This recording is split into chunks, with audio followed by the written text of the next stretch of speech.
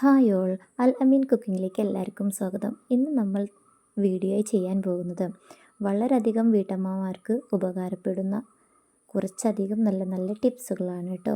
നമുക്ക് പെട്ടെന്ന് തന്നെ വീട്ടിലേക്ക് കടന്നാലോ. ഇവിടെ ഞാൻ മുട്ട പുഴുങ്ങാൻ വെച്ചിട്ടുണ്ട് കേട്ടോ.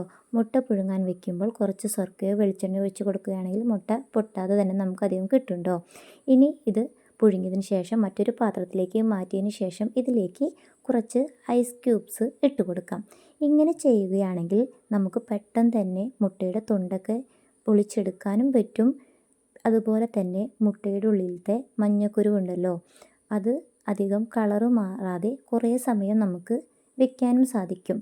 അല്ലെങ്കിൽ നമുക്ക് സ്കൂളിലൊക്കെ കൊണ്ടുപോകുന്ന സമയത്ത് കുട്ടികൾ മുട്ടയുടെയൊക്കെ കളറൊക്കെ ഒന്ന് മാറാറുണ്ട്.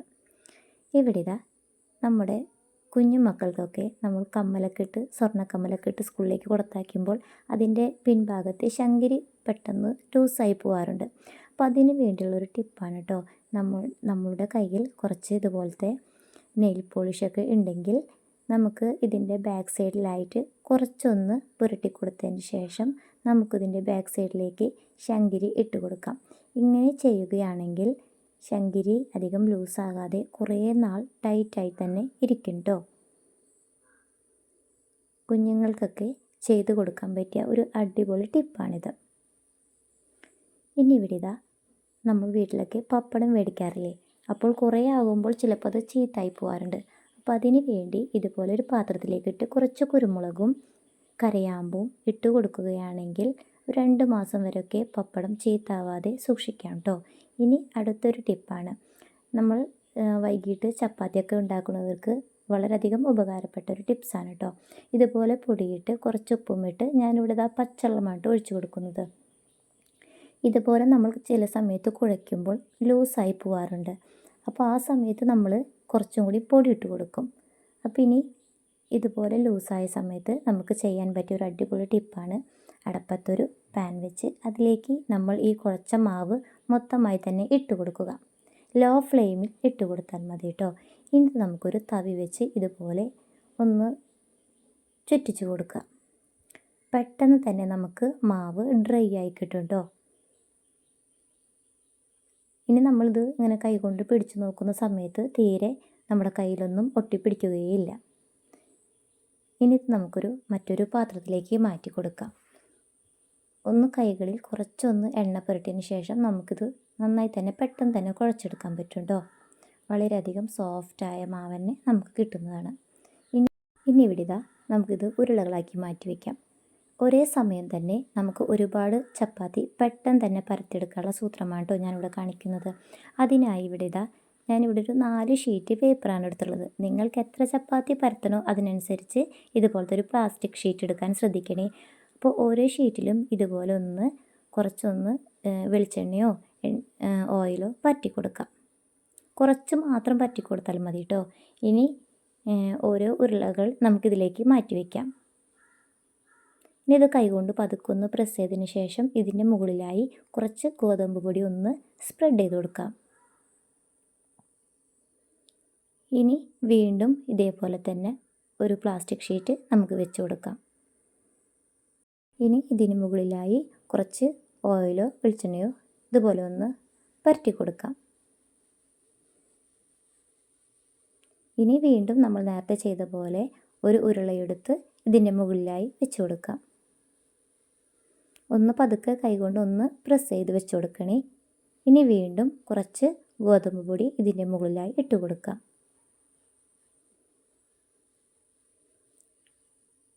ഇനി വീണ്ടും നമുക്ക് ഇതിൻ്റെ മുകളിലായി ഒരു കവർ വെച്ച് കൊടുക്കാം.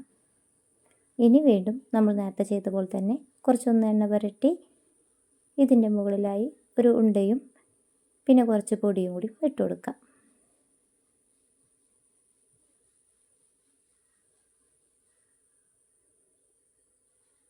ഇനിയിപ്പോൾ ഇവിടെ ലാസ്റ്റായിട്ട് ഒരു ഷീറ്റും കൂടി വെച്ച് കൊടുത്തിട്ടുണ്ട്. ഇനി അതിന് മുകളിൽ എണ്ണ പുരട്ടരുത് കേട്ടോ. ഇനി ഞാനിവിടെ ചപ്പാത്തി പരത്താൻ ഉപയോഗിക്കുന്നത് ഇതുപോലത്തെ ഒരു കുഴൽ വെച്ചിട്ടാണ് കേട്ടോ. അപ്പോൾ ഇതാകുമ്പോൾ നമുക്ക് പെട്ടെന്ന് ചപ്പാത്തിയൊക്കെ പരത്തിയെടുക്കാൻ പറ്റും. ഇനി ഇതുപോലെ ഫസ്റ്റ് മാത്രമാണ് നമുക്കൊന്ന് ഇതുപോലെ പ്രസ് ചെയ്യേണ്ടി വരിക. പിന്നെ നമുക്ക് പെട്ടെന്ന് തന്നെ എല്ലാം വളരെയധികം എളുപ്പത്തിൽ തന്നെ നമുക്കിത് പരത്തിയെടുക്കാൻ സാധിക്കും. അപ്പോൾ എത്രത്തോളം വലിപ്പം വേണമെന്നുണ്ടെങ്കിൽ നമുക്കതുപോലെ പരത്തിയെടുക്കാം. പിന്നെ ഇത് നിങ്ങൾക്കധികം ഷേപ്പായി കിട്ടണമെന്നുണ്ടെങ്കിൽ നമുക്ക് ഏതെങ്കിലും ഒരു പാത്രത്തിൻ്റെ ഒരു അടപ്പ് വെച്ച് നമുക്ക് ചപ്പാത്തി റൗണ്ടിന് കട്ട് ചെയ്തെടുക്കാവുന്നതാണ്.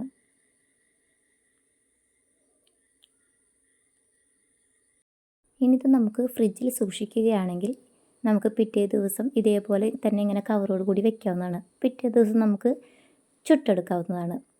ഇനി ഇതാ ഞാൻ ഇതൊന്ന് നിങ്ങൾക്കൊന്ന് ചുട്ട് കാണിച്ചു തരാം. കണ്ടോ, പെട്ടെന്ന് തന്നെ നമുക്ക് എണ്ണ തേച്ച കാരണം പെട്ടെന്ന് തന്നെ നമുക്ക് ഇത് എടുത്തു മാറ്റാൻ പറ്റും കേട്ടോ. ഇനി ഇത് നമുക്കിതൊന്ന് ചുട്ടെടുത്താലോ. ഇവിടെ ഇതാ അടപ്പത്തൊരു പാൻ വെച്ച് നമുക്കതിലേക്ക് ഒരു ചപ്പാത്തി ഇട്ട് കൊടുക്കാം. ഇനി ഒരു ഭാഗം ഒന്ന് ചൂടായി വരുമ്പോൾ നമുക്ക് മറുഭാഗം മറിച്ചിടാം. നല്ല സോഫ്റ്റായ ചപ്പാത്തിനെ നമുക്കിവിടെ കിട്ടുന്നതായിരിക്കും കേട്ടോ. ഇനി ഈ പ്ലാസ്റ്റിക് കവർ നമുക്കിത് പുറത്ത് വെച്ചാൽ ചിലപ്പോൾ വല്ല പ്രാണികളോ ഒക്കെ ഇതിൽ ഇഴഞ്ഞു കയറും. അപ്പോൾ അതിന് വേണ്ടി നമുക്കിതുപോലെ മടക്കി ഫ്രിഡ്ജിൽ സൂക്ഷിക്കാവുന്നതാണ്. അപ്പോൾ ഡെയിലി നമുക്കിത് കഴുകാതെ തന്നെ നമുക്കിതൊക്കെ യൂസ് ചെയ്യാവുന്നതാണ്. ഇനി ഇവിടെ ഇതാ ചിലർ എള്ള് കഴിക്കുന്ന ചില ആളുകളുണ്ടാവും. അപ്പോൾ അവർക്ക് വേണ്ടിയുള്ളൊരു ടിപ്പാണ് കേട്ടോ. നമ്മൾ എള്ള് വറുക്കുമ്പോൾ കുറച്ച് നല്ല ജീരകവും ഏലക്കയും കൂടി ചേർത്ത് എള്ള് വറുക്കുകയാണെങ്കിൽ എള്ളുണ്ടയ്ക്ക് വളരെയധികം സ്വാദായിരിക്കും. ഇനി പത്തിരിയൊക്കെ ഉണ്ടാക്കുന്നവർക്കുള്ളൊരു ടിപ്പാണ് കേട്ടോ. നമ്മൾ പത്തിരിക്കൊക്കെ പൊടി വാട്ടി കുഴയ്ക്കുമ്പോൾ ചൂടോട് കൂടി തന്നെ കുഴയ്ക്കാറുണ്ട്. പിന്നെ അങ്ങനെ ചെയ്യണ്ട കേട്ടോ. നമ്മൾ പൊടി ഇതുപോലെ വാട്ടി വെച്ച് നന്നായി തന്നെ ചൂടാറുന്ന സമയത്ത് നമുക്കൊരു മിക്സിയുടെ ജാറെടുത്ത് ഇതേപോലെ കുറച്ച് കുറച്ചായി ഇട്ട് കൊടുത്ത് മിക്സിയിലൊന്ന് അടിച്ചെടുക്കാം. അധികമായി ഇട്ട് കൊടുത്ത് അടിച്ചെടുക്കരുത് കേട്ടോ. ഇതുപോലെ കുറച്ച് മാത്രം ഇട്ട് അടിച്ചു കൊടുക്കുകയാണെങ്കിൽ മാവ് വളരെയധികം സോഫ്റ്റായിരിക്കും. അപ്പോൾ നമുക്ക് ഇതുപോലെ എല്ലാം തന്നെ ചെയ്ത് കൊടുക്കുകയാണെങ്കിൽ പെട്ടെന്ന് നല്ല സോഫ്റ്റായ മാവ് നമുക്ക് കിട്ടും കേട്ടോ. ഇനി ഇവിടെ ഇതാ ഞാനൊരു ഗ്ലാസ്സിലേക്ക് കുറച്ച് കല്ലുപ്പ് ഇട്ട് കൊടുത്തിട്ടുണ്ട്. ഇനി നമ്മുടെ വീട്ടിൽ ഇങ്ങനെ പഴയ കത്രികയൊക്കെ ഉണ്ടെങ്കിൽ ഇതുപോലെ നമ്മൾ ഒന്നിങ്ങനെ പ്രസ് ചെയ്ത് കൊടുക്കുകയാണെങ്കിൽ കത്രികയ്ക്ക് നല്ലോണം മൂർച്ച കിട്ടും കേട്ടോ. അപ്പോൾ ഇന്നത്തെ ടിപ്സ് നിങ്ങൾക്ക് ഇഷ്ടമായെന്ന് കരുതുന്നു. ഇഷ്ടമായിട്ടുണ്ടെങ്കിൽ സബ്സ്ക്രൈബ് ചെയ്യാനും ലൈക്ക് ചെയ്യാനും മറക്കല്ലേ. ഇൻഷാ അല്ലാഹ് നാളെ മറ്റൊരു വീഡിയോയുമായി വീണ്ടും കാണാം.